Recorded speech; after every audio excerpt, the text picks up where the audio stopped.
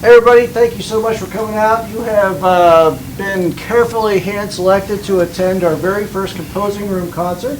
We call it the Composing Room because everything's been outsourced, and this indeed was where they composed the paper and did paste up.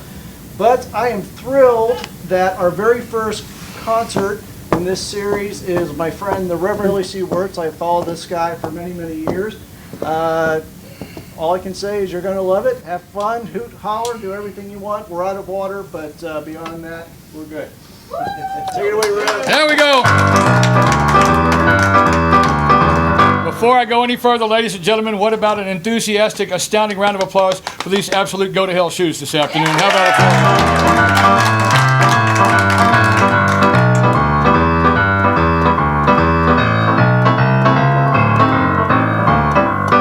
I've been in the music business off and on basically all my life.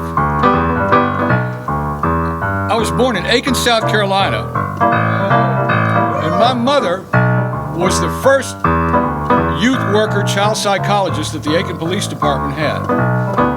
So my mom would take me to work with her, and my first babysitter was, well, back then things were different and they had segregated cell blocks. My first babysitter was this 80-year-old black man that had something way back in the 30s and didn't have any place to go, so he lived there at the police station. And this was back when I was about 2 or 3 years old, and I would come in and sit on the bunk and read my Dr. Seuss to him, and then we would sit and listen to WRDW from Augusta, Georgia, which was James Brown's radio station.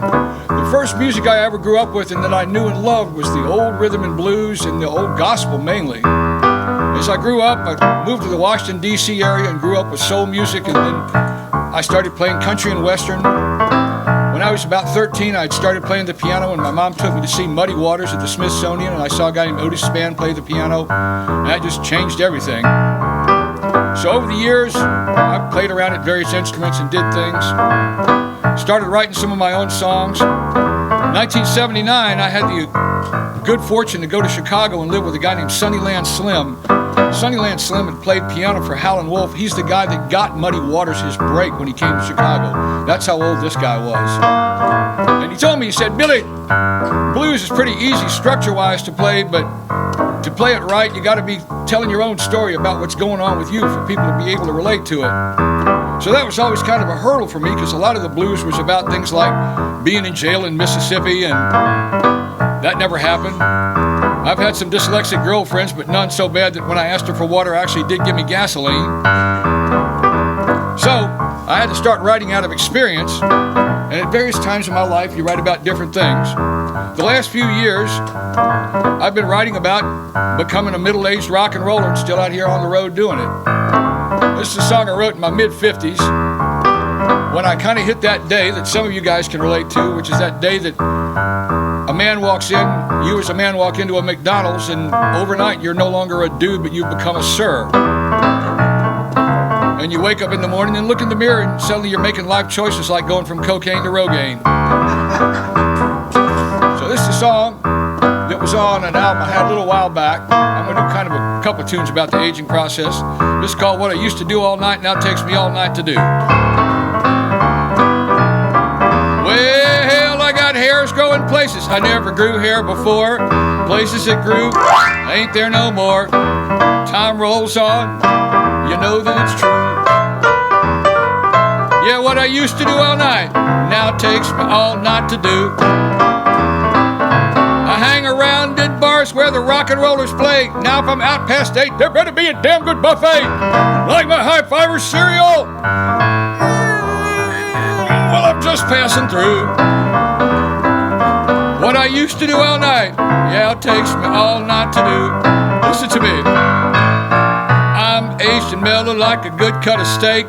Take me home, honey, before my expiration date. I loved it when the girls whispered soft and sincere. Now they yell, "Put it in, honey," they're talking about my miracle ear. Play that boogie.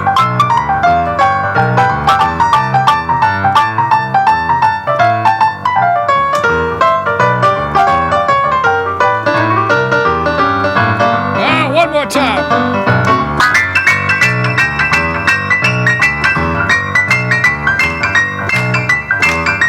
Go ahead now.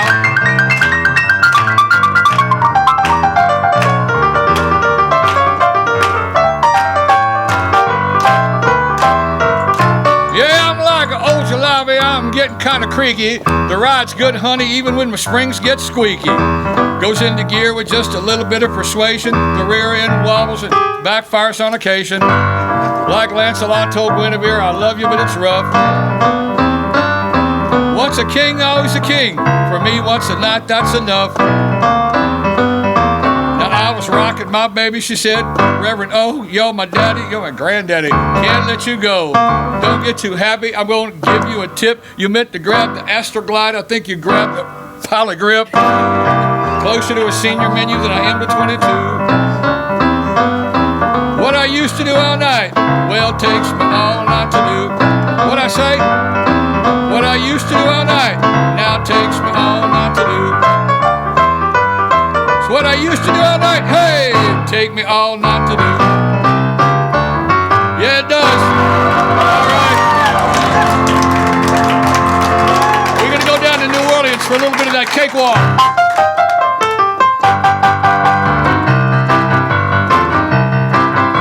Here's one for all you other old geezers that get no respect from these young millennials.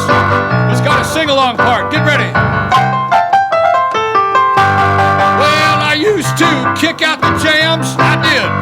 Take them just a little bit higher, higher, higher. Now the stairway to heaven wreaks hell on my back. I better rock, roll, and retire. Yeah, get off my cloud. It's a long time gone. Hey, you little bastards, get off of my lawn. All right, that's your part right there. Get off my lawn. You ready? Here we go. I had my 19th nervous breakdown. Look at my hand. Foxy lady spawned a voodoo child. Hey, Mr. Tambourine Man, I got something for you to jingle, pal. I got your dangling conversation. Quit banging on that gong. Everybody, hey, you little bastards. That was downright spiritual.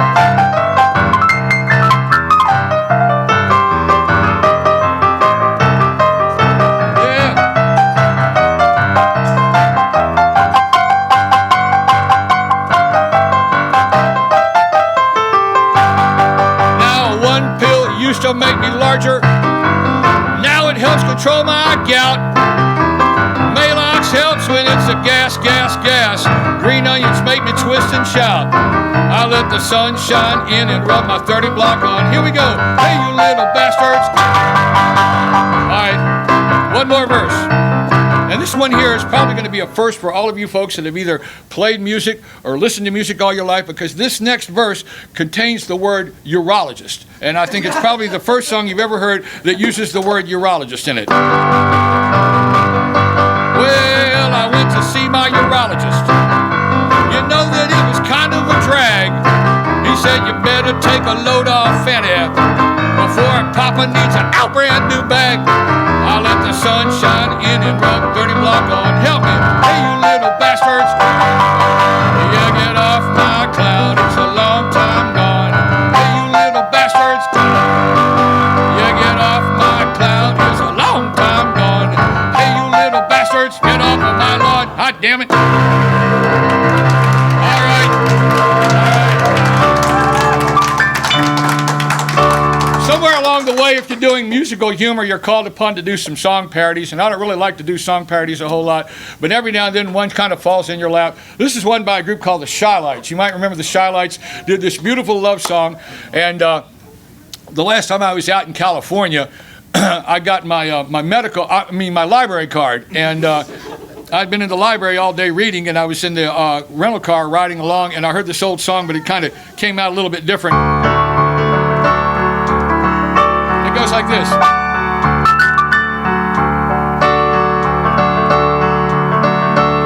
I don't hear her voice when she calls me dear. I'm not mad, I just can't hear. I'm a senior. I'm a senior. I see her face everywhere I go. What's her name? Shit, I don't know. I'm a senior. I'm a senior. Hey, why, oh why do I have to pee every time that I sneeze? Oh Lord, look at my boy stuff. It's down, Lord, to my knees. I got a plastic hip, I got a metal knee. I'm a member of the AARP. I'm a senior. I'm a senior.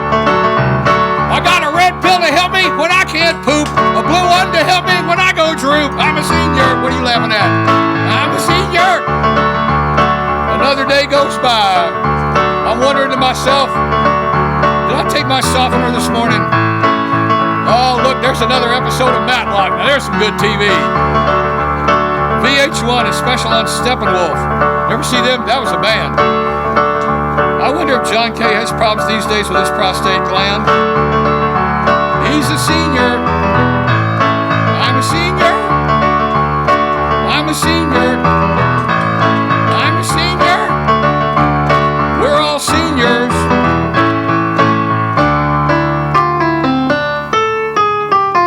I'm a senior, buddy. Damn it. There you go. There you go. Great art. I've played music. I've written some books. One of the books I wrote was called Red-Headed Geek. This is a book about my brief and painful career. I was a professional wrestling manager here in the state of Florida for Florida Championship Wrestling with Steve Kern and Mike Graham back in the late 80s. And I got the job through a song that I wrote, and I wrote a song about when I was in about fourth grade, we moved from Aiken to Washington, D.C., and I became fixated on professional wrestling. And one of the first wrestlers I kind of became fixated on was a little midget woman by the name of Diamond Lil. And years later, don't ask me how, but I was sitting in Harrisonburg, Virginia, where I used to live, and I wrote this song about her. And I ended up with a deal on High Tone Records. For some insane reason, they thought it would make a great video. And so it was like, okay, we're going to do this, we're going to do that. Now the only thing we have to do is come up with a midget wrestler. Well, we actually found the real Diamond Lil. She lived with a woman named the Fabulous Moolah in Columbia, South Carolina. And I ended up meeting with Moolah, and her real name was Katie Glass. And they really loved this next song. And I hope you guys like it. It's the song that I did that basically launched my little career as a manager. And then I wrote production stuff for WCW later. But it's kind of touching base on a couple of the different areas. Here's a song about a man in love with a woman. Not just any woman, but a professional athlete. Not just any professional athlete, but a lady professional wrestler. Not just any lady professional wrestler, but a lady professional midget wrestler. Not just any lady midget professional wrestler, but a lady midget professional wrestler with a bleached blonde mohawk down her cute little head. This is called She's My Teeny Weeny Meanie. She got a bleached blonde, a mohawk, leopard skin suits. 3'7" in her wrestling boots. A teeny weeny meanie. I got a teeny weeny meanie. Well, a 1, 2, 3, she put the leg like a love on me. Well, I didn't go to the Civic Center looking for romance. I saw her in the cage match. I knew I had a chance. She winked at me as I walked by her. She looked like Tanya Tucker left too long in my dryer. Teeny weeny meanie. Good visual there, isn't it? I got a teeny weeny meanie. Well, a 1, 2, 3, she put the leg like a love on me. Well, she said, come on, Billy, and to her pad we went. Poked me in the ribs and said, you're the main event. Her whole bedroom looked like a wrestling ring. She winked her little eye and said, don't say a thing. I was thinking I'd give her the slip. She jumped and hit me with a little monkey flip. My teeny weeny meanie. Well, my teeny weeny meanie. Yes, a 1, 2, 3. She got a hold on me. Let's go now.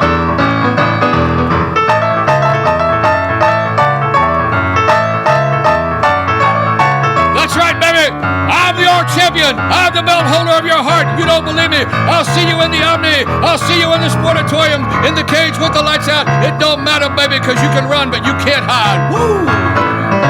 Well, now you sit at home with your MTV. She sits around and puts the claw to me. I called Dr. Phil. He started to fidget. He said, it ain't right to love a butt-kicking midget. I go to bed at night. She puts my head in the sleeper. Teeny weeny meeny boy, and I'm gonna keep her. Teeny weeny meeny. Well, my teeny weeny meeny. Well, a 1, 2, 3. Got a hold on me. Yes, a 1, 2, 3. Got a hold on me. Well, a 1, 2, 3. Pin me, spin me. That's my teeny weeny. Yeah, yeah, yeah. Oh, baby, I submit. There you go.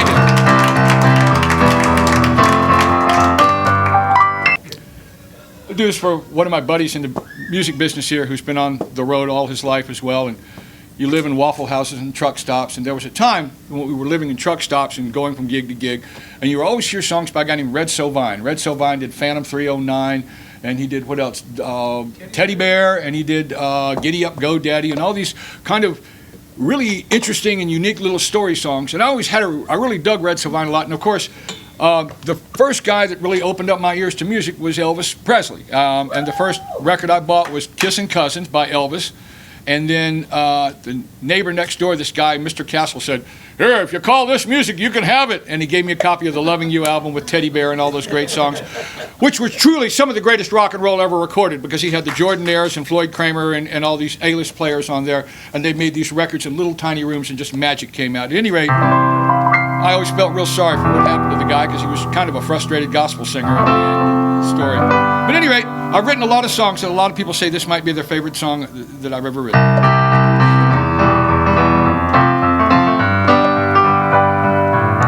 It's called The Visitor. I was riding through the Carolinas, trying to make time. Pulled off in a truck stop to see an old waitress friend of mine. They said, "Billy, she's in the hospital and not very far away. If you want to see her, you better get over there today. She didn't look real good. It was close to the end." I tried to laugh and kid around, but I was losing a friend. She looked up at me, gave a little wink. Said, "Don't worry, Billy. It's not as bad as you think." She said, "I've been everywhere. I've done everything. My only regret, Billy, I never met the king." I said, "You mean Jesus?" She said, "No, bless my soul. Talking about the boy from Memphis, Billy, the king of rock and roll." She said, "I got all of his records. I even got a lock of his hair. I'm not going to be here much longer. I'll see him up there." The nurse told me she needed to rest, and I said, "I understand." I thought, she wants to meet the king, huh? I got a plan.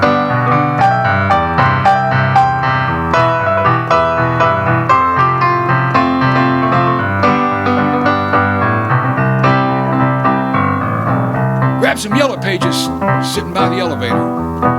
I called a talent agency and I said, "Hey, I need an impersonator. Send me somebody good, not some jerk that just does it for a hobby. Tell him to look for the big tall guy with all the tattoos tomorrow in the hospital lobby." Well, the next day I was outside having a smoke, and up pulls a big limo, and out jumps a guy in a suit and a cloak. From the suit to the way he said, "Honka, honka, honka," to the big diamond ring. By God, if you closed your eyes for a half a second, you would have damn near swore it was the king. We walked in the room, and I said, "Hey, baby, I got you a surprise." He came strolling in the room, and tears filled her eyes. He plugged in the jam box and said, "Don't cry, baby. We're here to have fun." And the whole hospital room shook to the strains of 2001. He danced across the floor and knelt down beside her. Played all the hits like Hound Dog, Teddy Bear, and of course, CC Rider. Took her by the hand and began to sing. Wise men say, if I never saw good in this world, I saw it that day. We were making a bunch of racket. I hope the others weren't starting to hate us. All of a sudden, he made a bunch of karate moves and he went into Viva Las Vegas. I'm thinking, God, it's amazing the way he can turn this room into a stage. And when you know, in the middle of all this happiness, over the intercom, I get a page.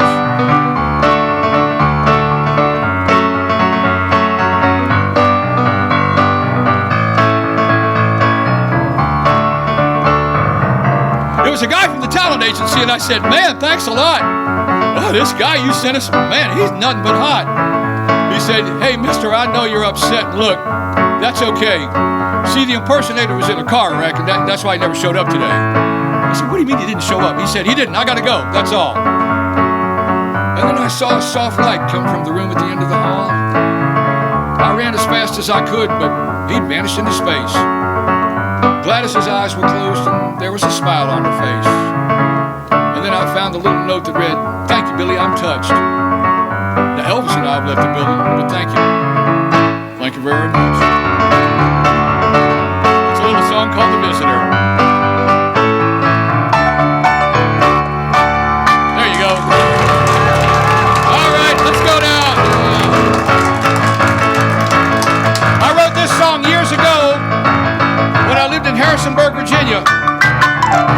Me and a buddy of mine named Bobby Driver wrote this song. I used to live with people called Mennonites. Y'all know what Mennonites are? You know, they're like Amish people with DVD players and lousy attitudes. And there's all kinds of Mennonites. Big Mennonites, skinny Mennonites, Shirelles Mennonites. Remember the old Shirelle song, Many, Many Nights Go By? All right. Thank you. And living up in these caves on the side of a mountain is a group of Mennonites that were caught dancing naked to Beach Boys records back in the 60s. Everybody say, bad Mennonites. Once a year they come out and they perform a ritual and they reenact that fateful night and they do a dance called the Mennonite Surf Party. We're going to do it right now. I'll say Mennonite Surf Party and you yell it back and we'll just bring a whole tribal feel to this little room. Here we go now. Well, we're rocking in the hayfield and rocking in the barn. Well, my baby likes to get it on. It's a Mennonite surf party. Mennonite surf party. Mennonite surf party. Farming life for me. Well, a Mennonite girl got my heart in flips. I've been naughty, bring your big buggy whips to the Mennonite surf party. Just a Mennonite surf party. Just a Mennonite surf party. Farming life for me. Hey gang, crops up.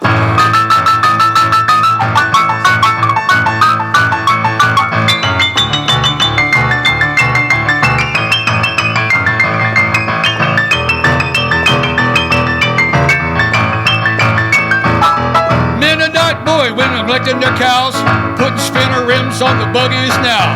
Mennonite surf party. Mennonite surf what? Mennonite surf party.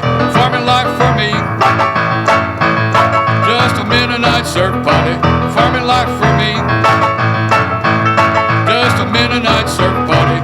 As you go down the road of life, remember a couple of things that we say in the Reverend Billy C. Wirtz, First House of Polyester Worship, and Our Lady of Perpetual Butt Wiggling Boogie Woogie. Number 1, sacred cows make real tasty burgers when you know what temperature to flip them over at.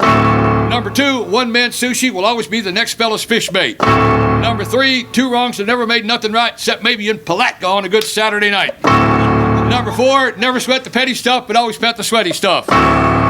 Number 5, if love hurts, move it about a quarter inch to the left. You can edit that one off.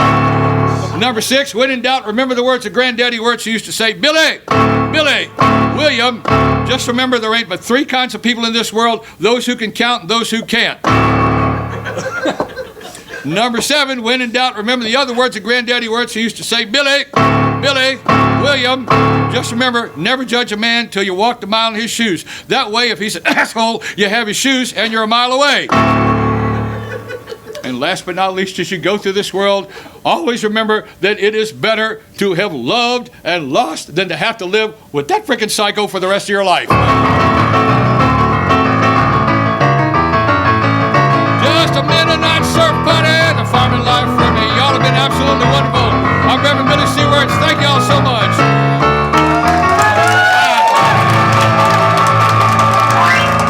Thank you all. Thank you. Thank